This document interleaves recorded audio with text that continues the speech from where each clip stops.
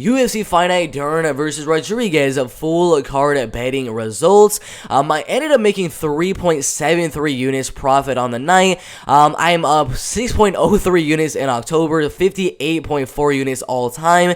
But the bets that I thought were really good value were, of course, the Randy Brown by unanimous decision plus 350 on DraftKings. Crazy value right there. I ended up hitting on that one. I was very surprised. I mean, plus 350 on a unanimous decision for Randy Brown is absolutely insane. But we did lose quite a bit on the Mackenzie Dern bets. I had 1 unit on Mackenzie Dern decision at plus 380. The odds skyrocketed after that to plus 550. So I put another unit down. I had 2 units on Mackenzie Dern by submission at plus 150. All of those bets ended up losing. I'm really sad about that one. That's the main reason I didn't go up like 10 units on the night, or pretty much because of my Mackenzie Dern bets. We had 5 units on Matthews Nicolau at minus 162. Probably shouldn't have arbitraged it because he did end up winning the fight, but I did arbitrage it down here, putting, I believe, 3 units on Tim Elliott right there to arbitrage it at plus 170. Barely made any profit on the arbitrage.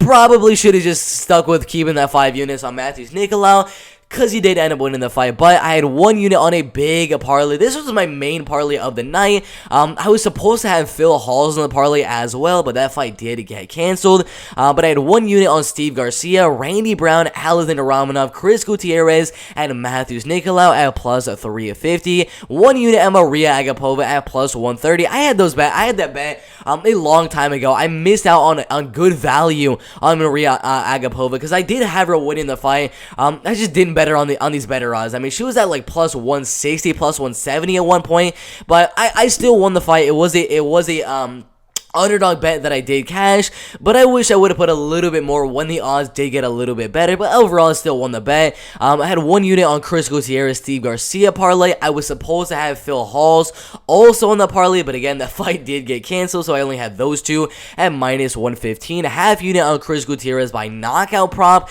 at plus 350. End up losing on that one. I was a little bit happy towards the end of that 3rd round where Chris was sort of kind of going for the finish.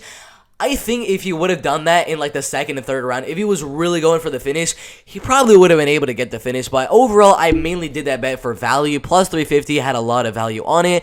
Half unit on Alexander Romanov plus the Damon Jackson Charles Rosa fight going the distance at minus 103. Mainly did that for the value, and it ended up hitting. 1 unit on a parlay with Lupita Godinez and Randy Brown, also minus 103. That one did hit. The arbitrage with Tim Elliott, which I probably shouldn't have done. 1 unit on Matthews Nicolau by decision prop plus 130. There's no way he's gonna finish a guy like Tim Elliott, who's just a very tough fighter in that flyweight division. And another value pick, a 1/4 unit on Charles Rosa by a decision prop right there. But the main winners on the fight card were, of course, the half unit on Randy Brown, the big parlay with Garcia, Brown, Romanov, Gutierrez, and Matthews Nicolau, and then some of the other parlays that I did have on the fight card right there. But overall, it was a good fight. It was a good fight card betting wise. 3.73 units up, but I'm still very sad. I put a total of 4 units on Mackenzie Dern. Yeah, I'm not gonna be putting that much on Mackenzie Dern in the future because yeah, that was pretty rough. I mean, that's 4 units lost right there, where I could have went 7.73 units if I just didn't bet that one, but. Overall, still a pretty good fight card right there. If you guys like this video, like the video, subscribe to the channel, and everything like that. And we'll see you in the next video. Let's go.